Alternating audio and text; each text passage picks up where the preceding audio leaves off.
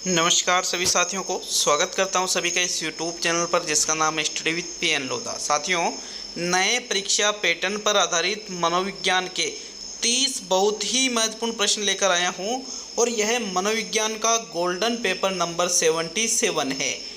मैं यहां पर मनोविज्ञान के 100 टेस्टों की एक सीरीज चला रहा हूं साथियों, जिसमें 76 टेस्ट कंप्लीट हो चुके हैं और 77वां टेस्ट आज आपके लिए लेकर आया हूं, जो कि यहां पर आपके जो जुलाई का पेपर है, जुलाई में आपके जो यहां पर रीट का जो पेपर है उसके लिए बेहद उपयोगी है। तो 25 प्रश्नों को सही करने का यहां आपके पास टारगेट है।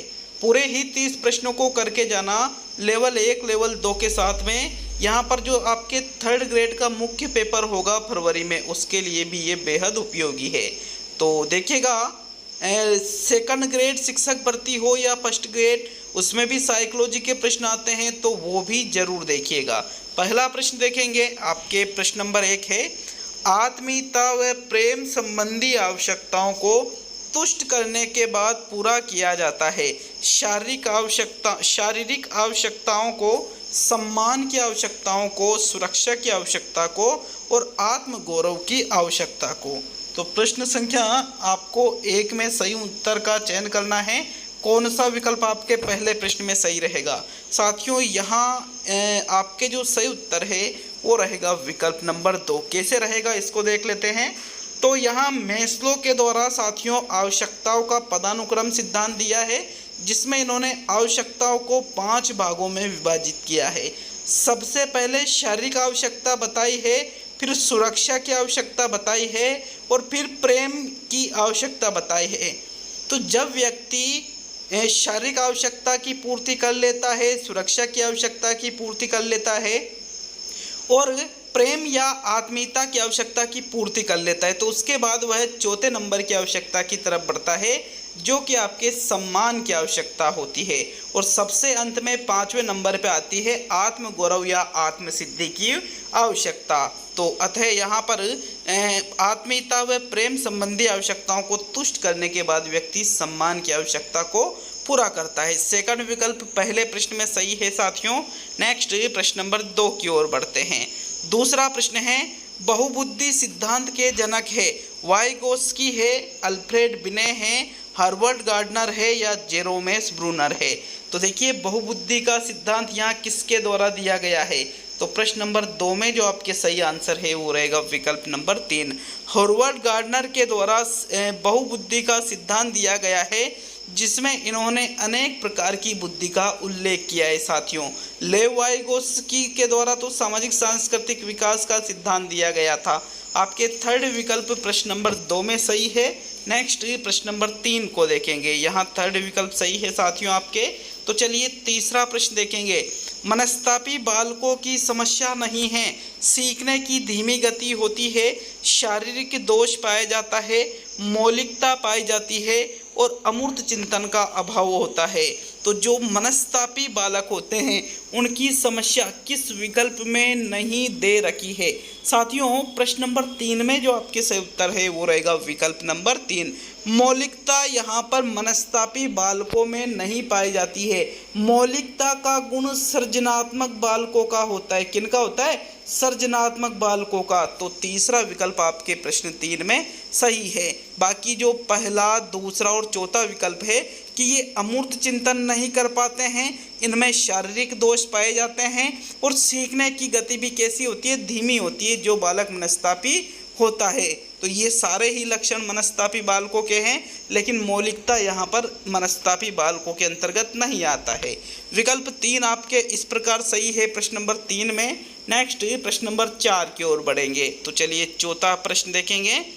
डेलीरियम ट्रेमेंस होता है भांग का लंबे समय तक नशा करने से, अफीम का लंबे समय तक नशा करने से, शराब का लंबे समय तक नशा करने से और ड्रग्स का लंबे समय तक नशा करने से।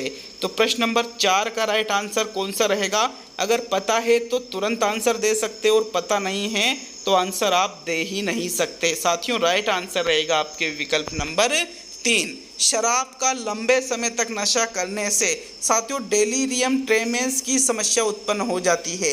जब व्यक्ति शराब को छोड़ना चाहता है लेकिन शरीर को शराब की बहुत ज़्यादा लत पड़ जाती है, आदत पड़ जाती है, तो यहाँ पर शराब छोड़ने के बाद में उसमें बेहोशी या चिड़चिड़ापन या थकान या इत्यादि उसके अंदर लक्षण हो सकते हैं साथियों, या फिर हाथ पैर सुन्न पड़ जाना, ऐसे सारे लक्षण उस व्यक्ति के अंदर हो सकते हैं। तो ये डेलीरियम ट्रेमेंस कहलाता है। विकल्प 3 आपके प्रश्न नंबर 4 में सही है। नेक्स्ट प्रश्न नंबर 5 की ओर बढ़ेंगे। तो 5वां प्रश्न देख लेते हैं। कल्पना की अधिकता के कारण दिवा स्वप्न देखने वालों को कहते हैं समायोजित व्यक्ति, कुसमायोजित व्यक्ति, बुद्धिमान व्यक्ति और इनमें से कोई नहीं। तो कोई नहीं आपका आंसर नहीं होता है। देखिएगा, जो व्यक्ति कल्पना बहुत ज़्यादा करते हैं और दिवा स्वप्न की प्रवृत्ति उनमें बहुत ज़्यादा पाई जाती है। दिवा स्वप्न मतलब डे ड्रीमिंग, जिसको आप यूँ कह सकते हो दिन में सपने देखना। साथियों, दिन में सपने नहीं देखना चाहिए। दिन में सपने देखने का मतलब क्या होता है कि ऐसे सपने जो पूरे नहीं हो सकते या फिर उन सपनों के लिए हम कार्य नहीं कर सकते। जैसे बैठे बैठे सोचने लग गए कि यार काश ऐसा हो कि मेरा यूपीएससी में सिलेक्शन हो जाए और मैं कलेक्टर बन जाऊं, और जबकि उससे यहाँ पर साथियों 10वीं पास नहीं हो जा रही है या 12वीं पास नहीं हो ही जा रही है कि मैं 12वीं के बाद ऐसा करूँगा वैसा करूँगा, तो मतलब ज़्यादा ऐसा हो जाता है, तो वो डे ड्रीमिंग कहलाता है और इससे व्यक्ति कैसा हो जाता है, कुसमायोजन का शिकार हो जाता है। दूसरा विकल्प आपके प्रश्न 5 में सही है। नेक्स्ट प्रश्न नंबर 6 की ओर बढ़ेंगे। तो चलिए 6वां प्रश्न देख लेते हैं। समायोजन नहीं कर पाने का कारण है द्वंद्व, तनाव, कुंठा और इनमें से सभी। तो जो विकल्प समायोजन नहीं कर पाने का कारण आपको लगता है उसका चयन प्रश्न संख्या 6 में करना है। साथियों, व्यक्ति द्वंद्व का शिकार यदि हो जाए, द्वंद्व का शिकार मतलब कि ये करूं या ये करूं, उसके सामने दो विकल्प है, या तो दोनों ही नेगेटिव की इसमें को अगर मैं अपनाता हूं तो मुझे ये नुकसान है, या दोनों ही ज़्यादा ही पॉजिटिव, मतलब द्वंद्व के कारण भी व्यक्ति कुसमायोजित हो सकता है, तनाव के कारण भी व्यक्ति कुसमायोजित हो सकता है, कुंठा के कारण भी व्यक्ति कुसमायोजित हो सकता है। मतलब ये सभी कारण समायोजन नहीं कर पाने के अंतर्गत आ जाते हैं। तो चौथा विकल्प आपके प्रश्न नंबर 6 का सही उत्तर है। नेक्स्ट प्रश्न नंबर 7 की ओर बढ़ेंगे। आपके 7वां प्रश्न देख लेते हैं। निम्न में से अभिप्रेरणा का मूल तत्व नहीं है। आवश्यकता, परिणोद, उपलब्धि और प्रोत्साहन अथवा लक्ष्य। साथियों, अभिप्रेरणा के मूल तत्वों की संख्या 3 होती है, जिसमें उपलब्धि को सम्मिलित नहीं किया जाता, बल्कि उसमें आवश्यकता होती है, परिणोद या अंतर्नोद होता है और प्रोत्साहन या लक्ष्य होता है, लेकिन उपलब्धि अभिप्रेरणा का मूल तत्व नहीं है। तो तीसरा विकल्प आपके प्रश्न नंबर 7 में सही है। नेक्स्ट प्रश्न नंबर 8 की ओर बढ़ेंगे। तो चलिए 8वां प्रश्न देख लेते हैं। आपके प्रश्न संख्या 8 है। स्वली चिंतन में अभिव्यक्ति होती है अभिप्रेरणा की, भाषा की, काल्पनिक विचारों व इच्छाओं की और वास्तविक स्थिति की। देखो, चिंतन के मुख्यतः 2 प्रकार होते हैं। एक तो आपके स्वली चिंतन होता है और एक आपके यथार्थवादी चिंतन होता है। साथियों, यथार्थवादी चिंतन वास्तविकता पर आधारित होता है, जबकि स्वली चिंतन कल्पनाओं पर आधारित होता है। अतः स्वली चिंतन में किसकी अभिव्यक्ति होती है? काल्पनिक विचारों व इच्छाओं की अभिव्यक्ति होती है। तो 8वें प्रश्न में आपके तीसरा विकल्प सही है। नेक्स्ट 9वें प्रश्न की ओर बढ़ेंगे। आपके 9वां प्रश्न है। संवेग व्यक्ति की उत्तेजित दशा है, यह कथन किसका है? वुडवर्थ का है, क्रो एंड क्रो का है, किम्बल यंग का है और वैलेंटाइन का है। साथियों, यहाँ प्रश्न नंबर 9 में परिभाषा पूछी गई है या फिर कथन पूछा गया है कि भाई संवेग क्या है? व्यक्ति की उत्तेजित अवस्था ही संवेग है। साथियों, ये परिभाषा किसके द्वारा दी गई है? प्रश्न नंबर 9 में सही उत्तर का चयन कीजिए। कौन सा विकल्प आपके प्रश्न संख्या 9 का सही आंसर होगा? तो चलिए 9वें प्रश्न का भी सही उत्तर देख लेते हैं। आपके प्रश्न संख्या 9 में जो राइट आंसर है वो रहेगा विकल्प नंबर 1। वुडवर्थ के द्वारा ये कथन कहा गया है कि संवेग क्या है? व्यक्ति की उत्तेजित दशा या उत्तेजित अवस्था ही है। साथियों, दशा की जगह अवस्था शब्द का प्रयोग भी किया जा सकता है। तो प्रथम विकल्प 9वें प्रश्न में सही है। चलिए 10वें प्रश्न पे आते हैं। आपके प्रश्न संख्या 10 है। संवेग की विशेषता नहीं है, तीव्रता, स्थानांतरण, क्रिया की प्रवृत्ति नहीं और व्यवहार में परिवर्तन। तो जो संवेग की विशेषता नहीं है वो आपको प्रश्न संख्या 10 में देखना है। बताइए कौन सी विशेषता संवेग की विशेषताओं में सम्मिलित नहीं हो सकती। साथियों विकल्प नंबर आपके 3 सही है, क्रिया की प्रवृत्ति नहीं। ये जो तीसरा विकल्प है ये संवेग की विशेषताओं में नहीं आता है।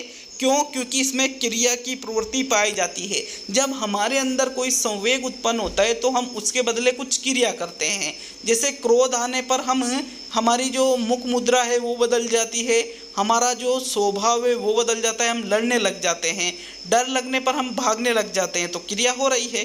तीव्रता भी पाई जाती है, स्थानांतरण भी कर देते हैं संवेगों का, और व्यवहार में परिवर्तन भी इससे हमारे आता है।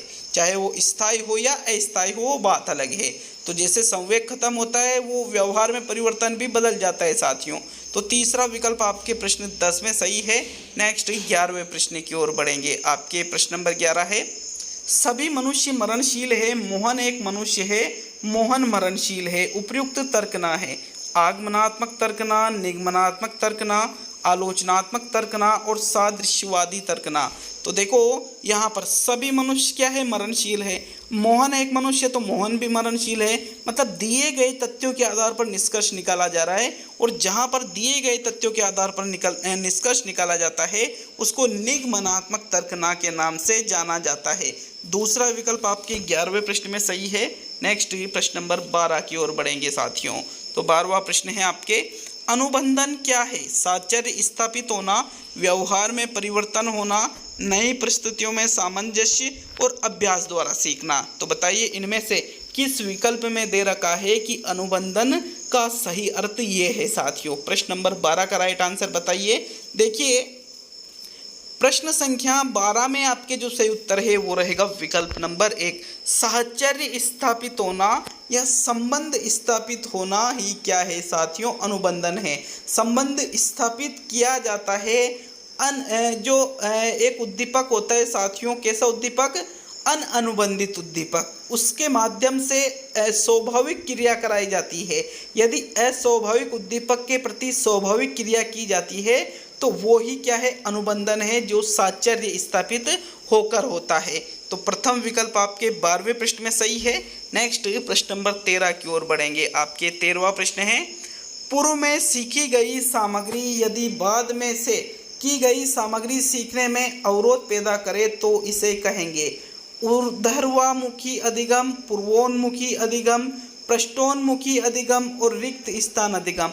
तो पूर्व में सीखे हुआ ज्ञान यदि बाद में सीखे हुए सामग्री में बाधा उत्पन्न करता है साथियों, ऐसी बाधा को पूर्वोन्मुखी बाधा या पूर्वोन्मुखी अधिगम के नाम से जाना जाता है। आपके सेकंड विकल्प प्रश्न नंबर 13 में सही है।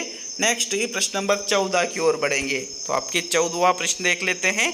प्रश्न नंबर 14 है, बच्चों द्वारा झूठ बोलने पर उनकी पिटाई कर देना किस प्रकार का अनुबंधन होता है?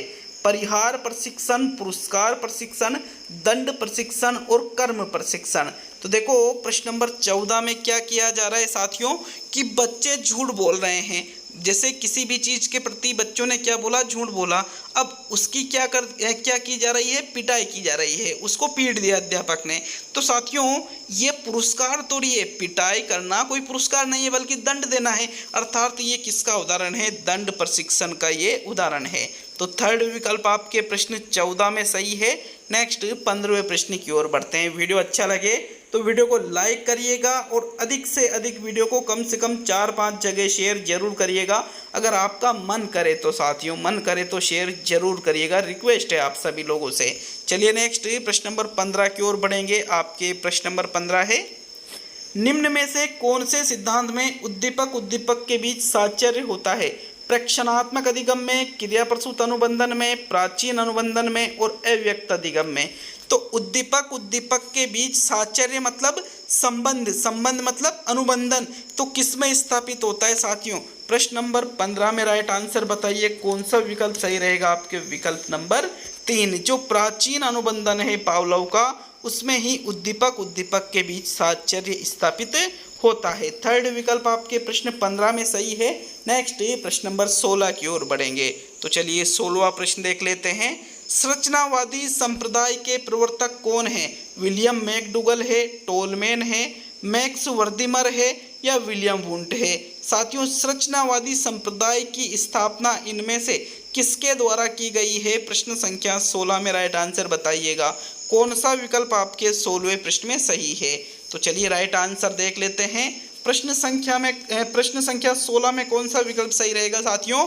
संरचनावादी संप्रदाय की स्थापना विलियम वुंट के द्वारा की गई थी और विलियम वुंट को ही प्रायोगिक मनोविज्ञान का जनक कहा जाता है। इन्होंने 1879 में जर्मनी के लिप्जिग नामक शहर में साथियों मनोविज्ञान की प्रथम प्रयोगशाला की भी स्थापना की थी। तो फोर्थ विकल्प 16वें प्रश्न में सही है। नेक्स्ट प्रश्न नंबर 17 पे आते हैं। आपके 17वां प्रश्न देख लेते हैं। मनोविश्लेषणवादी संप्रदाय के प्रवर्तक कौन है? विलियम जेम्स है, विलियम वुंट है, रॉबर्ट गेम है और फ्रायड है। तो इनमें से मनोविश्लेषणवादी जो संप्रदाय है इसके प्रवर्तक किसको कहा जाता है या फिर इस संप्रदाय की स्थापना किसके द्वारा की गई है? साथियों, मनोविश्लेषणवादी संप्रदाय की स्थापना सिगमंड फ्रायड के द्वारा की गई है। किसके द्वारा की गई है? सिगमंड फ्रायड के द्वारा की गई है। और यह संप्रदाय सर्वाधिक अचेतन मन पर बल देता है। किस पर बल देता है? सर्वाधिक अचेतन मन पर बल देता है। और इसमें व्यक्तित्व के 3 प्रकार बताए गए हैं। इड प्रकार का व्यक्तित्व, ईगो प्रकार का व्यक्तित्व और सुपर ईगो प्रकार का व्यक्तित्व। तो ये सारी चीज़ें आपके बिल्कुल नॉलेज में होना चाहिए क्योंकि एग्जाम बिल्कुल पास में आ चुका है आपके। चलिए 18वां प्रश्न देखेंगे। आपके प्रश्न नंबर 18 है, थॉर्नडाइक का गौण नियम कौन सा नहीं है? बहु प्रतिक्रिया का नियम, मानसिक विन्यास का नियम, आंशिक क्रिया का नियम और प्रभाव का नियम। तो जो थॉर्नडाइक के गौण नियमों में सम्मिलित नहीं है उसका चयन आपको प्रश्न संख्या 18 में करना है। साथियों, थॉर्नडाइक ने सीखने के 5 गौण नियम दिए हैं और 3 मुख्य नियम दिए हैं। इस प्रकार थॉर्नडाइक के द्वारा सीखने के कुल 8 नियमों का प्रतिपादन किया गया है सीखने या अधिगम के, जिसमें बहुप्रतिक्रिया का नियम, मानसिक विन्यास का नियम और आंशिक क्रिया का नियम तीनों ही गौण नियमों में सम्मिलित होते हैं। लेकिन जो प्रभाव का नियम है ये थॉर्नडाइक के मुख्य नियमों में सम्मिलित होता है। अधिगम के मुख्य नियमों में आता है प्रभाव या परिणाम का नियम। साथियों, प्रभाव के नियम को परिणाम का नियम भी कहा जाता है। क्या कहा जाता है? परिणाम का नियम भी इसको कहा जाता है। तो विकल्प नंबर 4 आपके प्रश्न नंबर 18 का सही उत्तर है। नेक्स्ट प्रश्न नंबर 19 की ओर बढ़ेंगे। तो आपके 19वां प्रश्न है, शास्त्रीय अनुबंधन के अधिगम का नियम कौन सा नहीं है? समय नियम, तीव्रता नियम, एक रूपता नियम और आत्मीकरण का नियम। तो जो शास्त्रीय अनुबंधन के अधिगम का नियम नहीं है उसका चयन आपको प्रश्न नंबर 19 में करना है। साथियों, 19वें प्रश्न में कौन से विकल्प का चयन करोगे? कौन सा विकल्प आपका आंसर रहेगा? मैंने कहा है काउंट करते जाना। 25 क्वेश्चन कौन कौन सही करता है बिल्कुल कमेंट बॉक्स में कमेंट जरूर करना साथियों। तो प्रश्न नंबर 19 में आपके जो सही उत्तर है वो रहेगा आत्मीकरण का जो नियम है यह शास्त्रीय अनुबंधन का सिद्धांत जो पावलोव के द्वारा दिया गया था, जिसको प्राचीन अनुबंधन का सिद्धांत भी कहते हैं, उसके नियमों में सम्मिलित नहीं होता है। एक रूपता, तीव्रता और समय ये तीनों ही नियम शास्त्रीय अनुबंधन के नियम है साथियों। तो आपके फोर्थ विकल्प 19वें प्रश्न में सही है। नेक्स्ट प्रश्न नंबर 20 पे आते हैं। आपके 20वां प्रश्न है, किस अधिगम के सिद्धांत पर आधारित भय संबंधी मानसिक रोगों का उपचार हो सकता है? शास्त्रीय अनुबंधन का सिद्धांत, पुनर्बलन का सिद्धांत, क्रिया प्रसूत का सिद्धांत और जेरोम एस ब्रूनर ने जो सिद्धांत दिया है वो। तो साथियों, 20वें प्रश्न का राइट आंसर बताओ कौन सा विकल्प आपका सही रहेगा। देखो, 20वें प्रश्न में जो सही उत्तर है, भय संबंधी मानसिक रोगों का उपचार प्राचीन या शास्त्रीय अनुबंधन के सिद्धांत के माध्यम से हो सकता है और भय उत्पन्न करने के लिए भी इसी नियम का सहारा लिया जाता है। भय को उत्पन्न करने में और भय को दूर करने में, दोनों चीज़ों में ही शास्त्रीय अनुबंधन के सिद्धांत का प्रयोग किया जाता है। तो 20वें प्रश्न में आपके प्रथम विकल्प सही है साथियों। चलिए नेक्स्ट 21वें प्रश्न की ओर बढ़ते हैं। तो देखिएगा प्रश्न नंबर 21 को, निम्न में से कौन सी तकनीक अचेतन मन में छिपी भावनाओं को जानने में उपयोगी है? स्थिति परक परीक्षण, साक्षात्कार, 16 पीए प्रश्नावली और वाक्य पूर्ति परीक्षण। तो जो तकनीक अचेतन मन में छिपी भावनाओं को जानने में उपयोगी है उसका चयन आपको प्रश्न नंबर 21 में करना है। साथियों कौन सा विकल्प आपका प्रश्न नंबर 21 में सही रहेगा? तो देखो 21वें प्रश्न में जो आपके राइट आंसर है जो वाक्य पूर्ति परीक्षण है साथियों, SCT, ये व्यक्तित्व मापन की प्रक्षेपी विधि है और इसके माध्यम से आप अचेतन मन में छिपी भावनाओं को जान सकते हो। विकल्प नंबर आपका 4 सही है प्रश्न नंबर 21 में। नेक्स्ट प्रश्न नंबर 22 पे आते हैं। तो 22वां प्रश्न है आपके, निम्न में से कौन सी व्यक्तित्व मापन की व्यवहारात्मक विश्लेषण विधि नहीं है? साक्षात्कार, स्थितिपरक परीक्षण, रोडशा परीक्षण और प्रेक्षण। तो देखो व्यवहारात्मक विश्लेषण विधियों के अंतर्गत जिसको सम्मिलित नहीं किया जाता है वो है आपके रोडशा परीक्षण। साथियों रोडशा परीक्षण जो है ये व्यक्तित्व मापन की कैसी विधि है? प्रक्षेपी विधि है। विकल्प नंबर 3 आपके 22 में सही है। बाकी साक्षात्कार, स्थितिपरक परीक्षण और प्रेक्षण तीनों ही व्यवहारात्मक विश्लेषण विधियों में आती है। तो थर्ड विकल्प 22 में सही है। नेक्स्ट 23 पे आएंगे। 23वां प्रश्न है, इनमें से कौन सा मनोविज्ञान के लक्ष्य में नहीं आता है? मापन व वर्णन, व्याख्या, पूर्वानुमान व नियंत्रण और परीक्षण। तो जो मनोविज्ञान के लक्ष्य में नहीं आता है प्रश्न नंबर 23 में उसका चयन कीजिएगा। कौन सा विकल्प मनोविज्ञान के लक्ष्य में नहीं आता है? एनसीईआरटी आरबीएससी की किताबों से भी इस टेस्ट सीरीज में बहुत अधिक मात्रा में प्रश्न सम्मिलित किए जा रहे हैं। तो साथियों मनोविज्ञान के 3 लक्ष्य होते हैं, पहला मापन व वर्णन, दूसरा व्याख्या, तीसरा पूर्वानुमान व नियंत्रण। लेकिन परीक्षण यहाँ पर जो है ये मनोविज्ञान के लक्ष्यों में सम्मिलित नहीं होता है। अतः 23 में आपके 4th विकल्प सही रहेगा। चलिए नेक्स्ट प्रश्न नंबर 24 पे आते हैं। 24वां प्रश्न देख लेंगे। रोडशा सही डब्बा परीक्षण किस श्रेणी में आती है? व्यवहारात्मक विश्लेषण, प्रक्षेपी तकनीक, स्वयं प्रतिवेदन मापक और स्थिति परक परीक्षण। तो देखो यहाँ पर मैंने आपको एक टेस्ट में कहा था 3-4 प्रश्न यहाँ रिपीट हुए हैं कि भाई जो व्यवहारात्मक विश्लेषण विधियाँ हैं, प्रक्षेपी तकनीक है, स्वयं प्रतिवेदन मापक है। तो इसके लिए मैंने बोला था कि क्या आपको इसका एक वीडियो चाहिए ताकि सारी चीज़ें क्लियर हो जाए, क्योंकि यहाँ से हर बार 2 प्रश्न पूछे जाते हैं तो ऐसा नहीं हो कि यहीं से क्वेश्चन गलत हो जाए। तो उसका वीडियो कल आ जाएगा साथियों। वीडियो कंप्लीट किया जा चुका है लेकिन आज नहीं कल उसका वीडियो आ जाएगा। तो यहाँ राइट आंसर कौन सा है? यहाँ पर रोडशा परीक्षण को किस में सम्मिलित करते हैं? प्रक्षेपी तकनीक में। दूसरा विकल्प 24 में सही है। नेक्स्ट प्रश्न नंबर 25 को देखेंगे। तो 25वां प्रश्न है, बुलिमिया है, अवधान विकृति है, भोजन ग्रहण विकृति है, पठन विकृति है या गणन विकृति है? गणन मतलब गणना करने से संबंधित। तो देखो बुलिमिया का संबंध इनमें से कौन से प्रकार की विकृति से है? प्रश्न नंबर 25 का राइट आंसर दीजिएगा। तो 25वें प्रश्न में जो आपके राइट आंसर है बुलिमिया क्या है साथियों? भोजन ग्रहण संबंधी विकृति, आहार ग्रहण संबंधी विकृति है आपके बुलिमिया। सेकंड विकल्प 25 में सही है। नेक्स्ट प्रश्न नंबर 26 पे आते हैं। तो चलिए 26वां प्रश्न देखेंगे।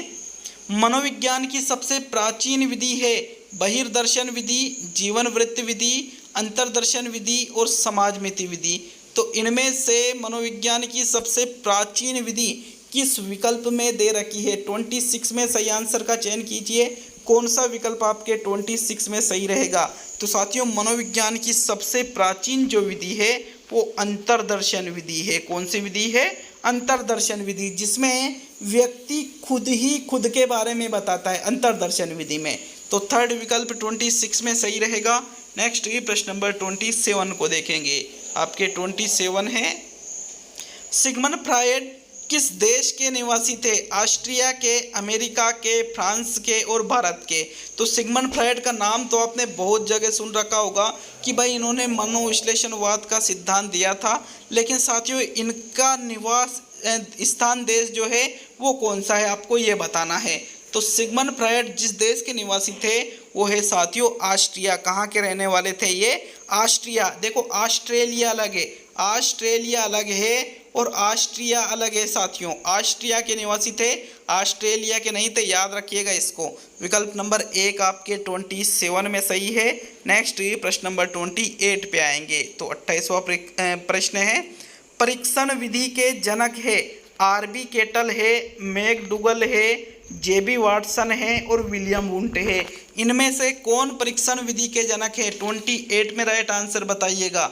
कौन सा विकल्प आपके प्रश्न नंबर 28 में सही रहेगा? परीक्षण विधि इनमें से किनके द्वारा दी गई है साथियों, बताइए। तो 28वें प्रश्न में राइट आंसर देख लेते हैं। देखिएगा, यहाँ केटल, मैकडूगल या वाटसन ने परीक्षण विधि नहीं दी है, बल्कि विलियम वुंट के द्वारा परीक्षण विधि का प्रतिपादन किया गया है। तो 28 में आपके फोर्थ विकल्प सही है। नेक्स्ट प्रश्न नंबर 29 को देख लेते हैं।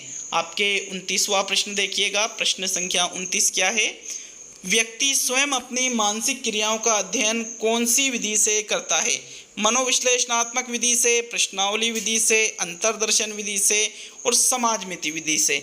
तो जिस विधि के माध्यम से व्यक्ति अपनी स्वयं की मानसिक क्रियाओं का अध्ययन करता है, उस विधि का नाम बताइए। 29 में ये सेकंड लास्ट प्रश्न है आज के इस टेस्ट का। 77 टेस्ट क्लियर कर चुका हूँ साथियों, साइकोलॉजी के 77 टेस्ट। अब 23 टेस्ट आना और बाकी है, जिसमें बहुत ही नए प्रश्न आपको देखने को मिलेंगे। यहाँ पर देखो 29वें प्रश्न में जो राइट आंसर है वो रहेगा विकल्प नंबर 3। मैंने आपको 26वें क्वेश्चन में बताया था कि मनोविज्ञान की सबसे प्राचीन विधि अंतर्दर्शन विधि है, जिसमें व्यक्ति खुद का ही निरीक्षण करता है, खुद के ही बारे में बताता है। तो स्वयं अपनी मानसिक क्रियाओं का अध्ययन इसी विधि में किया जाता है। कौन सी विधि में? अंतर्दर्शन विधि में। विकल्प 3 आपके 29 में सही है। अब आज का अंतिम और 30वां प्रश्न, कमेंट करके जाना 30 में से कितने प्रश्न सही किए हैं, और अगर किसी प्रश्न में कोई त्रुटि नजर आए तो बेशक उसके लिए भी कमेंट जरूर करिएगा साथियों। आपका अंतिम और 30वां प्रश्न देख लेते हैं। समाजमिति विधि के जनक है वुडवर्थ है, जैकब एल मोरेनो है, टीचनर है या विलियम जेम्स है? तो इनमें से समाजमिति विधि का प्रतिपादन किसके द्वारा किया गया है? 30वें प्रश्न में राइट आंसर क्या है आपके? समाजमिति विधि का प्रतिपादन जैकब एल मोरेनो के द्वारा किया गया है। किसके द्वारा? जैकब एल मोरेनो के। सेकंड विकल्प आपके 30वें प्रश्न में सही है। तो ये आपके कंप्लीट होता है साथियों साइकोलॉजी का पेपर नंबर 77। इसके पहले के 76 टेस्ट इस प्लेलिस्ट में से आप देख सकते हो। मिलते हैं अगले वीडियो में। बहुत बहुत धन्यवाद आप सभी का। वीडियो को आपने पूरा देखा, लाइक शेयर जरूर करिएगा साथियों वीडियो को।